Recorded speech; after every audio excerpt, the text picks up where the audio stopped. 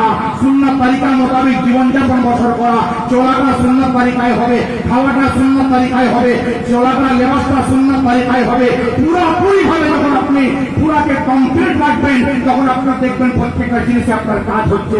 আর যদি আনকমপ্লিট রাখেন তাহলে কিন্তু আপনি সাকসেসফুল হতে পারবেন না।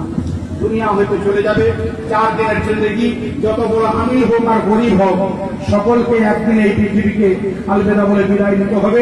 আর সেই দিন তার বাপ মা আত্মীয় স্বজন কেউ যাবে না, কবরে যাওয়ার পরে আমার রাসূলই তার সাথে, আমার নবী তার জন্য সুপারিশ করবে, আমার নবী তার কাছে হাজির হবে। এই জন্য হাদিস শরীফ আছে মাকুন তাকুল কুশান হাজার রাসূল, ইনার ব্যাপারে আপনার আকীদা কি, ধ্যান ধারণা কি ছিল?